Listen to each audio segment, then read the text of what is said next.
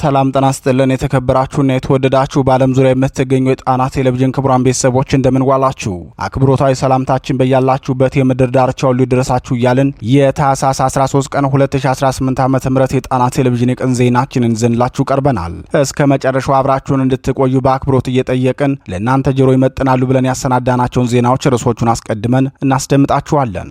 የአማራ ፋኖ በጎጃምና በሸዋ ታላቅ ድል አስደምጦናል። የባዲን ካድሬዎች ካለቃቸው የተሰጣቸውን ትዕዛዝ ለማስፈጸም በወጡበት ቀርተዋል። ፋኖ ሸዋ ላይ የፈጸመው ታላቅ ተጋድሎና ጎጃም ላይ የተቀዳጀው ድል ምን ይመስላል የሚለውን ዜናችን በቀዳሚነት በዝርዝር ያስደምጣችኋል። ብልጽግናው ሊቋቋመው ያልቻለውን ምት ሊደብቀው አልተቻለውም። ትናንት ወሎ ላይ የደረሰበት ምት ሊደብቀው ባለመቻሉ ሳያስበው ይፋ አድርጎታል። የወሎ ተጋድሎ ለብልጽግናው ሰራዊት ያደረሰበት ሰዋዊ ኪሳራ ከመቼውም ጊዜ በላይ ከፍተኛ የተባለ ሲሆን የድሉን ስፋትን በዝርዝር እናቀርብላችኋለን። የብልጽግናው ሊቀመንበር በቅርቡ ሹመት የሰጧቸው ሰው ያወረዱት ጥብቅ መመሪያ ሳያስቡት ወደ ብልጽግናው ሊቀመንበር እጅ እንዲቀሰርባቸው አድርጓል። ለብልጽግናው ሊቀመንበር የመልስ ተኩስ የከፈተው የባለስልጣኑ መመሪያ ምንድነው? ከባለስልጣኑ መመሪያ በኋላ የሰጠው ውሳኔስ ምን ሆነ? በዚህ የባለስልጣኑ መመሪያ ምክንያት ባለስልጣኑ እንደ ቀድሞው የኢትዮ ቴሌኮም ዳይሬክተር ከስራቸው ይባረሩ ይሆን ወይስ ሌላ መፍትሄ ይፈጠርላቸዋል? ለመሆኑ እኒህ የብልጽግናው ሊቀመንበር ታማኝ ሹመኛ ማን ናቸው? መመሪያቸውስ ምንድነው? የሚለውን በዝርዝር ተሰሙታላችሁ። የፋኖን ምት አማራ ክልል ውስጥ መቋቋም ተስኖት በየቀኑ የሚበተነው ብልጽግና ኦሮሚያ ክልል የሚኖሩትን የአማራ ተወላጆች ሰብስቦ ፋኖን ካላመጣችሁ እዚህ ክልል አትኖሩም እያሉ እያሰቃዩ ነው። ነዋሪዎች በበኩላቸው ፋኖ እኮ ተደብቆ ሽብር የሚፈጥር ኃይል ሳይሆን ይፋዊ ጦርነት ከፍቶ ከእናንተ ጋር እየተዋጋ ያለ ኃይል ነው። የሚታገለውም በአማራ ክልል እንጂ ወለጋ ላይ ፋኖ የለም። ፋኖን ከፈለጋችሁት ለምን ሂዳችሁ አታመጡትም ብለው ምላሽ ሰጥተዋል። ዝርዝር ዘገባ ተሰናድቶበታል፣ ይደመጣል። ቤተ ክርስቲያን የመጨረሻ ያለችውን ትእዛዝ አስተላልፋለች። ቤተ ክርስቲያኗ የመጨረሻ ትእዛዝ ምንድነው? በምን ምክንያት ነው ትእዛዙ የተላለፈው የሚለውን ዜናችን በዝርዝር አሰናድቶታል።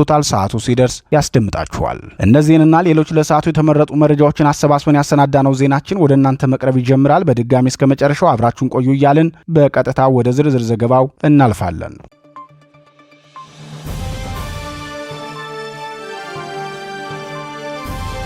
የፋኖ ድሎች በጎጃምና በሸዋ። የአማራ ፋኖ በዛሬው የተጋድሎ ውሎ ሸዋና ጎጃም ላይ ታላቅ ድል ተቀዳጅቷል። የሸዋ ጠቅላይ ግዛት እዝ ሸዋ ላይ የብልጽግናውን ሰራዊት ከነ ፓትሮሉ ከጥቅም ውጭ ሲያደርገው አጼ ቴዎድሮስ በበኩሉ ሸበል በረንታ ላይ በደፈጣ ጥቃት ታላቅ ድል ተቀዳጅቷል። የአማራ ፋኖ ህዝባዊ ድርጅት ሸዋ ጠቅላይ ግዛት እዝ ከተሬ ወደ ሸዋሮቢት የብልጽግናን ካድሬዎች አጅቦ ሲንቀሳቀስ የነበረ አንድ ፓትሮል እስከ ጫነው ሰራዊት ሙሉ በሙሉ እርምጃ ወስዶበታል። ፓትሮሉ ሙሉ ለሙሉ ሲወድም የአማራን ህዝብ ለመጨፍጨፍ ታጥቆ የዘመተው የስርዓቱ ዘር አጥፊ ሰራዊትም ከሚያጅባቸው የባዲን ካድሬ ጋር እርምጃ ተወስዶበታል። የአማራ ፋኖ ብሔራዊ ኃይል አጼ ቴዎድሮስ 201ኛ ኮር 64ኛ ክፍለ ጦር በበኩሉ ሸበል በረንታ ላይ በጣለው የደፈጣ ጥቃት ወረጎና አካባቢው በሚገኙ ቀበሌዎች ላይ ታላቅ ድል ተቀዳጅቷል። የ201ኛ ኮር ቃል አቀባይ ፋኖ ሀብታሙ የሱፍ የዕለቱን ተጋድሎ አስመልክቶ ለጣና ቴሌቪዥን እንዳስታወቀው 64ኛ ክፍለ ጦር በሸበል በረንታ ወረዳ ማህበረሰቡን በመልሶ ማደራጀት የሰለጠነ ጠንካራ ወታደራዊ ኃይል በማደራጀትና በመገንባት በርካታ ስራዎችን እየሰራ ይገኛል ሲል የክፍለ ጦሩን እንቅስቃሴ አስቀድሞ ይገልጻል።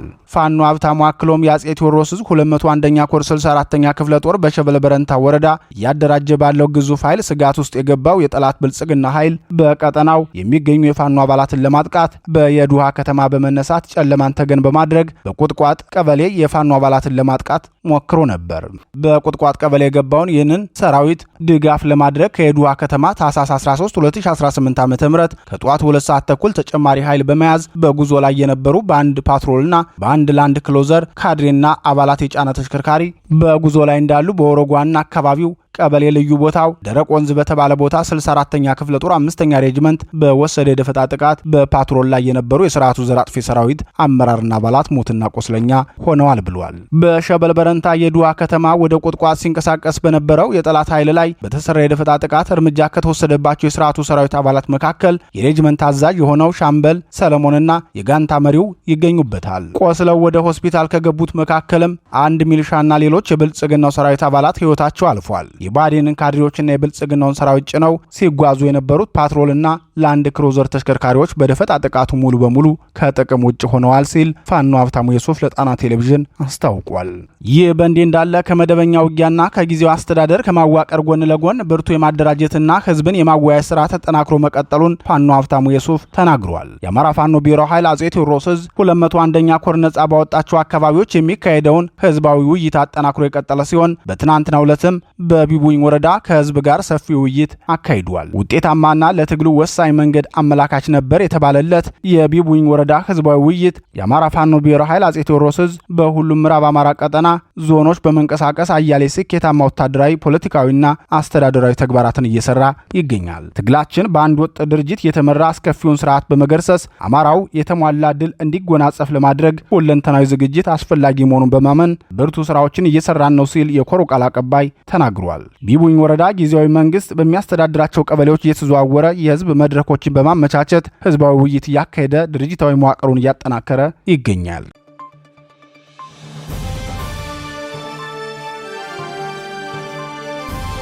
በፋኖ የደረሰበትን ከባድ ምት ብልጽግና አመነ። የፋኖን ተደጋጋሚ ምት ሲክድ የነበረው ብአዴን ትናንት መቄት ላይ የደረሰበትን ከባድ ዱላ ግን ማስተባበል አልቻለም። በትናንቱ የመቄት ውጊያ የአማራ ፋኖ ብሔራዊ ኃይል አጼ ምኒልክ ዕዝ ላስታ ጄኔራል አሳምነው ጽጌ ኮር ማረጉ ተማረ ክፍለ ጦር ከ54 በላይ የብልጽግናን ሰራዊት እርምጃ ሲወስድ 71 ደግሞ አቅስሏል። በዚህ ውጊያ የደረሰበትን ከባድ ምት መደበቅ ያልቻለው የብልጽግናው ሰራዊት በማህበራዊ ትስስር ገጾቹ ላይ የደረሰበትን የዱላ ብዛት ተናግሯል። ትናንት ታህሳስ 12 ቀን 2018 ዓ.ም ከሌሊቱ ጀምሮ ማረጉ ተማረ ክፍለ ጦርን ለማፈን በአራት አቅጣጫ ማለትም ከአንጃፋት በዝጊት አዲስ ዓለም አቅጣጫ፣ ከጥጉ ቀበሌ በድፋቆ ፈረስ መጋለቢያ አቅጣጫ፣ ከብልባላ መዛርድ በጸዳ ወንዝ አቅጣጫና ከላሊበላ በጉርዱ በር ዳጉሶች አቅጣጫ ነበር የተንቀሳቀሰው። ከፍተኛ ቁጥር ያለው ኃይል ይዞ በአራት አቅጣጫ የዘመተው የብልጽግናው ሰራዊት የተሰጠው ተልዕኮ የሰላም ጥሪ አልቀበልም ያለውን የጽንፈኛ ኃይል አፍኖ መያዝና ተከታትሎ እርምጃ መውሰድ የሚል ነበር። ይህን የብልጽግና የውጊያ ዕቅድና መረጃ ቀድሞ የደረሰው የማረጉ ተማረ ክፍለ ጦር ከሌሊቱ 12 ሰዓት ጀምሮ እስከ ቀኑ 8 ሰዓት ተኩል በብርታት ተዋግቶ ከፍተኛ ኪሳራ አድርሶበታል። የብልጽግናው ወታደራዊ መረጃ ክፍልና የፖለቲካ ክንፍ እየተናበቡ ባሰራጩት ዘገባቸው የደረሰባቸውን ምት መደበቅ አለመቻላቸውን ያሳብቃል። በትናንቱ ውጊያ የማረጉ ተማረ ክፍለ ጦር በ125 የብልጽግናው ሰራዊት ላይ ካደረሰው ከፍተኛ ኪሳራ በተጨማሪ በዚሁ የላስታ ጄኔራል አሳምነው ጽጌ ኮር አካል የሆነው ጄኔራል ኃይሉ ከበደ ክፍለ ጦርም በተመሳሳይ 52 የብልጽግናን ሰራዊት ሞትና ቁስለኛ በማድረግ ከጥቅም ውጭ አድርጎታል። ሁለቱም ክፍለ ጦሮች መቄትና ላስታ አውራጃዎች አዋሳኝ ቦታ ላይ በቅንጅት ያደረጉት ተጋድሎ 177 የብልጽግናው ሰራዊት ከጥቅም ውጭ ሆኗል። ከዚህ የሰራዊት ቁጥር ውስጥ 74 እርምጃ የተወሰደባቸው ሲሆን 103 ደግሞ ጉዳት ያስተናገዱ መሆናቸው ታውቋል። በተያያዘ ዜና የአማራ ፋኖ ብሔራዊ ኃይል አጼ ምኒልክ ዕዝ በምዕራብ ወሎ ቀጠና በመካነ ሰላም ግንባር ለተከታታይ 3 ቀናት በተደረገ ተጋድሎ አንድ የሻለቃ ዘመቻ መሪና አንድ የሻምበል አዛዥን ጨምሮ በርካታ የብልጽግናው ሰራዊት አባላት ላይ እርምጃ ወስዷል። ከታህሳስ 9 ቀን 2018 ዓ.ም አመሻሽ ጀምሮ እስከ ትናንት ድረስ በዘለቀ የቀጠናው ተጋድሎ የተገኙ የውጊያ ዝርዝር ሪፖርቶች እንደሚያሳዩት በመካነ ሰላም ግንባር ልዩ ቦታው ቢሊ ከተማ አካባቢ በተደረገ ተጋድሎ ፋኖ የብልጽግናው ሰራዊት ምሽጎች የሰበረበትን ተጋድሎ አድርጓል። በዚህ የጨበጣ ውጊያ በአርበኛ ብነው ታደሰ ሰብሳቢነት ከሚመራው ከንጉስ ሚካኤል አሊኮር የተውጣጡ የፋኖ አህዶች የድሉ ባለቤት መሆናቸው ታውቋል። ለ3 ቀናት በዘለቀው ተጋድሎ የፋኖ አባላቱ በፈጸሙት የተቀናጀ ጥቃት አንድ የሻለቃ ዘመቻ መሪና አንድ የሻምበል አዛዥን ጨምሮ በርካታ የስርዓቱ ወታደሮች ሲገደሉ 15 ወታደሮች ደግሞ ቆስለው በባጃጅና በአምቡላንስ ወደ መካነ ሰላም አጠቃላይ ሆስፒታል መወሰዳቸውን የዘገበው መረብ ሚዲያ ነው። ከሞርተርና ከዙ 23 ጀምሮ ሌሎች ከባድ መሳሪያዎችን የብልጽግናው ሰራዊት ታጥቆ የገጠመ ቢሆንም የቦረና መካነ ሰላም ጀግኖች ግን ከጨበጣና ደፈጣ ጥቃት ጀምሮ እስከ ሳንጃ ውጊያ ድረስ በወሰዱት እርምጃ ከባድ ሰዋዊ፣ ቁሳዊና ሞራላዊ ኪሳራ አድርሰውበት ብልጽግናው ቢሊ ከተማን ለቆ ወደ መካነ ሰላም ከተማ ሊሸሽ ግድ ብሎታል።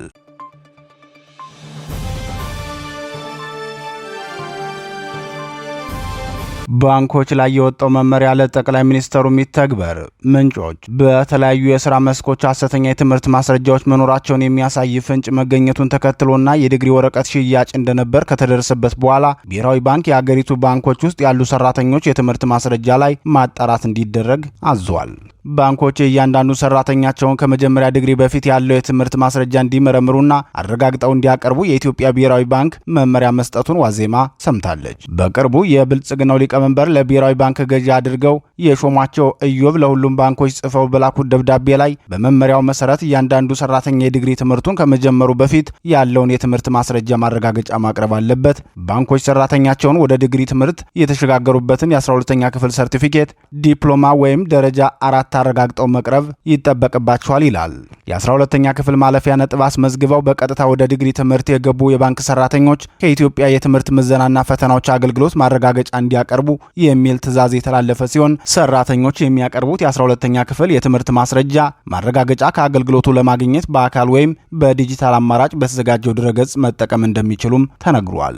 በዲፕሎማ ወይም በደረጃ 4 የትምህርት ማስረጃ ዲግሪ የተማሩ ሰራተኞችን በተመሳሳይ ከሚመለከታቸው የክልልና ከተማ አስተዳደር ተቋማት ማረጋገጫ ማቅረብ ይጠበቅባቸዋል ሲል የዘገበው ዋዜማ ሬዲዮ ሰራተኞች ለዲግሪ ትምህርት መግቢያ ያስመዘገቡት የዲፕሎማ ማስረጃ ትክክለኛነት የሚረጋገጠው ማስረጃው ከተገኘበት ክልል የቴክኒክና ሙያ ኤጀንሲና ከተማ አስተዳደሮች የሥራና ስልጠና ቢሮዎች መሆኑን የብሔራዊ ባንክ ትዕዛዝ ይገልጻል ሲል ዘግቧል።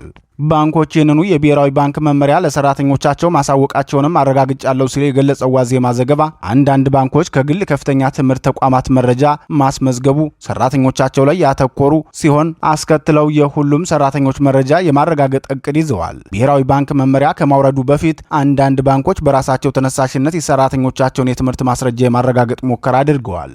ይሁን እንጂ የትምህርት ማስረጃ ማረጋገጥ አሰራራቸው ከመሰረቱ ሐሰተኛ ባለ ዲግሪዎችን ለመለየት አያስችልም የሚል ትችት ቀርቦበታል በማለትም ሚዲያው አክሎ ዘግቧል። ባንኮች ከዚህ ቀደም በራሳቸው መንገድ የሞከሩት የትምህርት ማስረጃ ማረጋገጥ አሰራር የሰራተኛ ዝርዝር ልኮ ከዩኒቨርሲቲዎች ማረጋገጫ መጠየቅ ላይ የተመሰረተ ነው። በተለይ የግል ዩኒቨርሲቲዎች በኩል ተማሪያችን ነበሩ ወይም አልነበሩም የሚል ምላሽ በቂ የትምህርት ማስረጃ ማረጋገጫ መሆኑ ላይ ጥያቄ አስነስቷል። ከዚህ ቀደምም በተመሳሳይ በብልጽግናው ሊቀመንበር የትምህርት ማስረጃ ማሰባሰብ ለማድረግ ጥረት ያደረጉ ሚዲያዎች ከማይክሮሊንክ ኮሌጅ የሰጣቸው ምላሽ አነጋጋሪና ወዛጋቢ እንደነበር አይዘነጋም።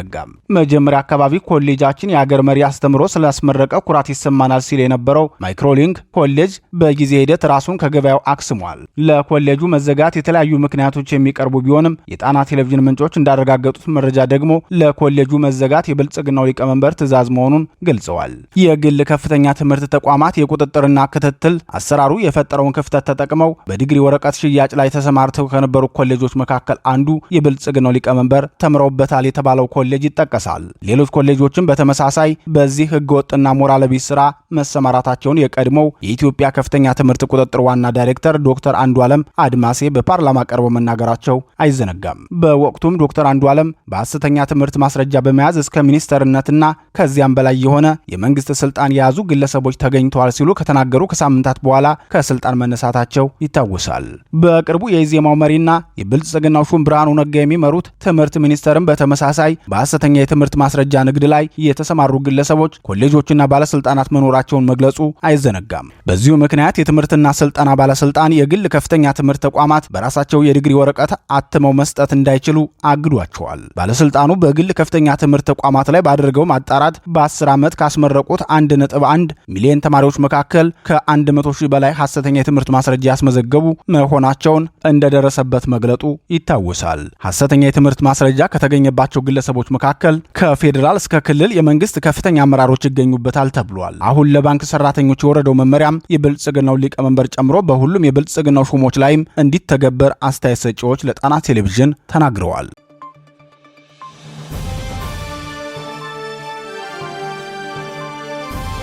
ፋኖን ካላመጣችሁ ወደ ቤታችሁ አትመለሱ። ብልጽግና በኦሮሚያ ክልል ምስራቅ ወለጋ የገባው የብልጽግናው ሰራዊት ነዋሪዎችን በመሰብሰብ ወደ ጫካ ገብታችሁ ፋኖን ካለበት የማታመጡ ከሆነ ወደ ቤታችሁ እንዳትመለሱ በማለት ነፍሰ ጡር እናቶችን ጨምሮ በርካታ የአካባቢውን ነዋሪዎች ወደ ጫካ እንዳስገባቸው የጣና ቴሌቪዥን ምንጮች ገለጹ። ነዋሪዎች በበኩላቸው ፋኖ እኮ ያለው ከአባይ ወዲያ ማዶ እንጂ ወለጋ ላይ አይደለም ሲሉ ምላሽ ቢሰጡም የኦህዴድ ካድሬዎች ግን ሊያምኗቸው አልወደዱም። በትናንትናው ዕለት በቤተ ክርስቲያን ስርዓተ ሃይማኖት እየፈጸሙ የነበሩ የኢትዮጵያ ኦርቶዶክስ ተዋሕዶ ቤተ ክርስቲያን አማኞችን አፍሶ ወደ ጫካ ወስዷቸዋል ያሉት የዓይን እማኞች ዛሬም በዚያው በጫካ እንደሚገኙ ገልጸዋል። በአካባቢው ከኦነግ ሸኔ ታጣቂ ውጭ ታጥቆ የሚንቀሳቀስ ፋኖም ሆነ ሌላ የተደራጀ ኃይል የለም የሚሉት ምንጮቻችን የብልጽግናው ሰራዊት ግን ስልጣናችን ለመቀማትና በእኛ ላይ ጥቃት ለመፈጸም እየሰለጠነ ያለ ኃይል አለ በማለት በርካታ የአማራ ተወላጆችን እያሰቃየ መሆኑ ተገልጿል። ምንም የማያውቁ ንጹሐንን ሴት ወንድ ሳይሉ በባዶ እጃቸው ጫካ አስገብቶ ከኋላ በዱላ እየደበደበ እንደሚገኝ የገለጹት ምንጮቻችን ዛሬም ተጨማሪ ኃይል ወደ ንጹሐን መንደር ገብቶ እያፈሰ እየወሰደ ነው ብለዋል። ከዚህ በፊት ወደ ቀጠናው የገባው የብልጽግናው ሰራዊትና የኦሮሚያ ልዩ ኃይል የአማራ ብሔር ተወላጅ አርሶ አደሮችን ትጥቅ ለማስፈታት በሚል ማስተባበያ በርካታ ንጹሐንን ገድለው ሄደዋል። ዛሬም ይኸው የብልጽግናው ሰራዊት 6 ንጹሐን ግለሰቦችን ጫካ ወስዶ በግፍ እንደገደላቸው የዓይን እማኞች ለጣና ቴሌቪዥን ገልጸዋል። በወለጋ እየተፈጸመ ያለውን ግፍና መዋቅራዊ ጥቃት አስመልክቶ ዝምታን የመረጠው የብልጽግናው ሰብአዊ መብቶች ኮሚሽን ትናንት በጋምቤላው ጉዳይ ባወጣው መግለጫው መንግስት ተጨማሪ ሰራዊት ወደ ጋምቤላ ያስገባ ሲል ለመዋቅራዊ ግድያው ድጋፉን መስጠቱ ይታወሳል። ከቀናት በፊት በምስራቅ ወለጋ ዞን የአማራ ተወላጅ የሆኑ አቶ ታደሰ ወንድሙ የተባሉ በመንግስት ስራ ላይ የነበሩ ግለሰብ የፋኖን ሚስጥር ታውቃለህ በሚል በስብሰባ ላይ በህዝብ ፊት ቀይ የቆርቆሮ ቀለም በመቀባት የአደጋ ምልክት ነው እያሉ ሲሳለቁ ከዋሉ በኋላ ምሽት ላይ በግፍ ገድለዋቸዋል ሲሉ የዓይን እማኞች ተናግረዋል። የጣና ቴሌቪዥን ምንጮቻችን አክለውም ትናንትና ዛሬ ደግሞ 6 ንጹሐንን አፍሰው ከወሰዱ በኋላ ጫካ ውስጥ በግፍ ገድለዋቸዋል ሲሉ ተናግረዋል። በግፍ የተገደሉ ግለሰቦች የሃይማኖት መሪዎችና የሀገር ሽማግሌ እንደሆኑ የገለጹት ምንጮቻችን ከቤታቸው አውጥተው ከወሰዷቸው እስከ ሰዓታት በኋላ የተኩስ ሩምታ ሰማን። ተኩስ ወደ ሰማንበት አካባቢ ስናቀና በግፍ ጫካ ውስጥ ተገድለው ተጥለው አገኘናቸው ሲሉ ገልጸዋል። ከተገደሉት መካከል 2 ካህናት መሆናቸውን የገለጹት የዓይን እማኞች የሃይማኖት አባቶቹም ቄስ ፍሬው አስማረና ቄስ መላኩ ደጀን እንደሚባሉ ገልጸዋል። ይህን ተከትሎ የአካባቢው ህዝብ ከፍተኛ ድንጋጤ ውስጥ በመግባት ሀብት ንብረቱን በመተው ቀያውን ለቆ እየወጣ እንደሆነም ተናግረዋል። በኦሮሚያ ክልል ምስራቅ ወለጋ ዞንና በጅማ ዞን በንጹሐን የአማራ ተወላጆች ላይ በተከታታይ እየደረሰ ያለውን ጥቃት ጣና ቴሌቪዥን በተደጋጋሚ መዘግቧ ይታወሳል።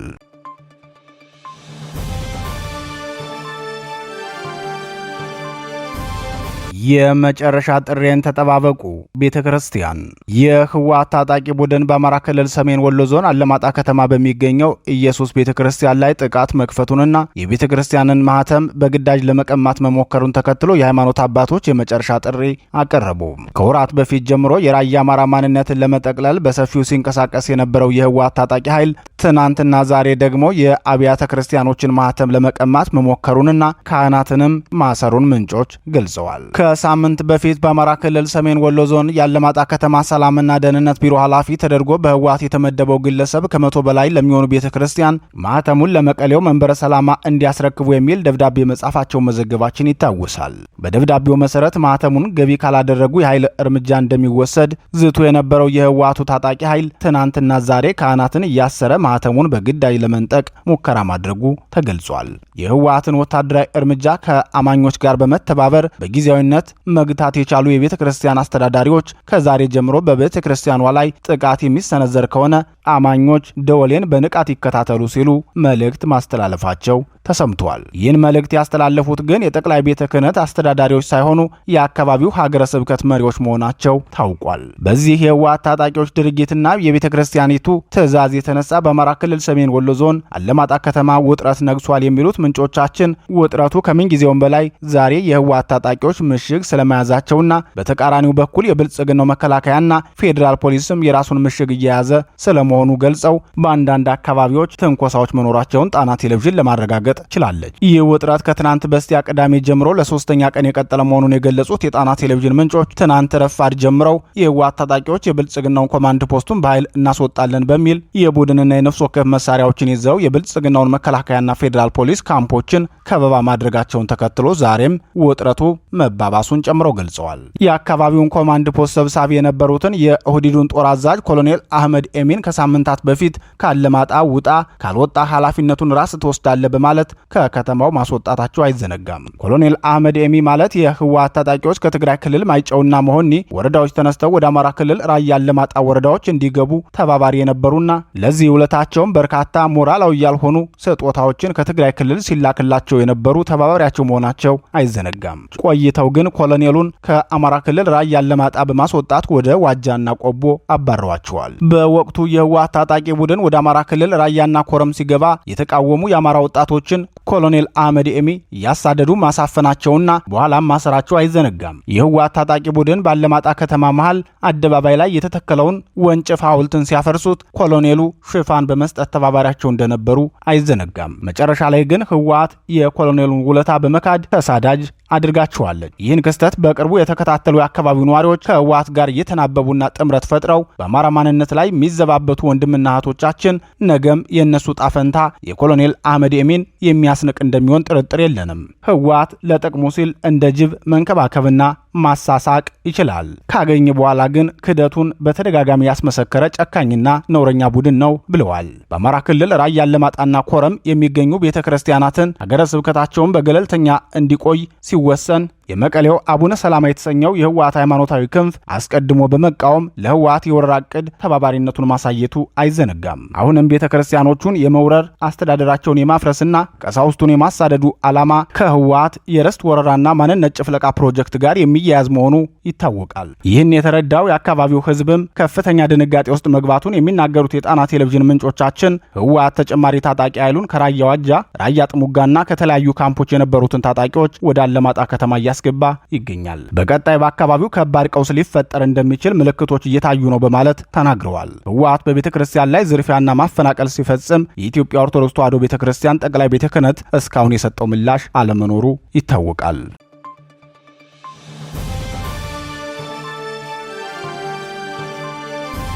ክቡራትና ክቡራን የጣና ቴሌቪዥን አድማጭ ተመልካቾቻችን የቀን ዜናችን የተከታተላችሁትን ይመስል ነበር። በምሽቱ የዜና ውጃችን እስከምንገናኝ በዚሁ ተሰናበትን። ጤና ይስጥልን።